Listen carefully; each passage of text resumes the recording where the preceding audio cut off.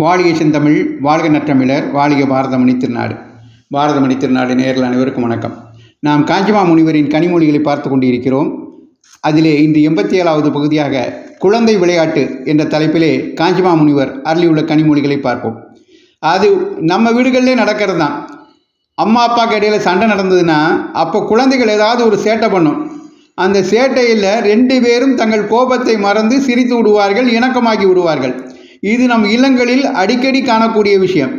இதுவே உலகத் தாய் தந்தையராகிய பார்வதி பரமேஸ்வரன் இல்லத்தில் பிள்ளையாரின் சேட்டையால் நடைபெறுகிறது என்பதை அவருக்கே உரிய பாணியிலே ஒரு காவியத்திலிருந்து எடுத்துக்காட்டி அழகாக விளக்குகிறார் காஞ்சிமா முனிவர். அதை அவருடைய வார்த்தைகளிலேயே பார்ப்போம். அதிர்ஜா என்னும் மலைமகள் இருக்கிறாளே, சாட்சாத் பார்வதி, அவளுக்கு பர்த்தாவிடத்தில், அதாவது கணவனிடத்தில் பொய்க்கோபம். பார்வதி கடுகடுவென்று உட்கார்ந்திருக்கும் போது பரமசிவன் போய் அவள் காலில் விழுகிறார். பிராணதா சிவ பிரணாமம்னா நமஸ்காரம் பண்ணுகிறாராம் சிவபெருமான். ஜடாபாரத்தை, அதாவது சடைமுடியை அம்பாள் பாதத்தில் தடால் என்று அவர் சாய்க்கும் போது அதிலுள்ள பிறைச்சந்திரன் குபுக்கென்று நன்றாக வெளிப்பட்டு பிரகாசிக்கிறது. இந்த தருணத்தில் குட்டியானியாகிய பிள்ளையார் பிரிய புத்திரன் குறும்பாக விளையாடி கொண்டு தன் தலையில் இருக்கும் சந்திரனை தும்பிக்கையால் பிடித்தளிக்கிறார். அப்போது அந்த பரமேஸ்வர தகப்பனாருக்கு எத்தனை சந்தோஷமாக இருக்கும்.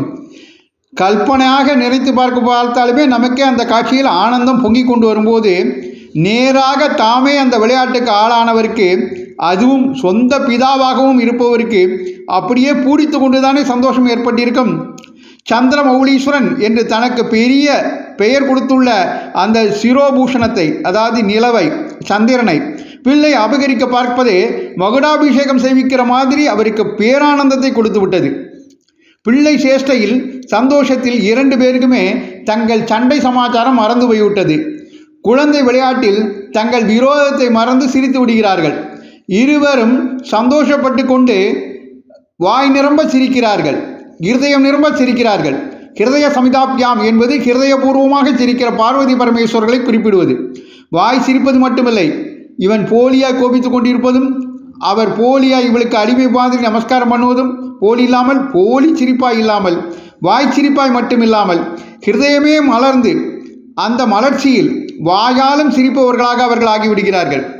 இந்த விஷயத்தை நாம் நமது இல்லங்களிலும் பார்க்கலாம். இப்படிப்பட்ட ஒரு காட்சியை நமக்கு காட்டி மகிழ்வூட்டுகிறார் காஞ்சிமா முனிவர். காஞ்சிமா முனிவரின் கனிமொழிகளை தொடர்ந்து கேட்க பாரதமணி திருநாடு சேனலை தொடருங்கள் என்று உங்களை கேட்டுக்கொண்டு விடைபெறுகிறேன்.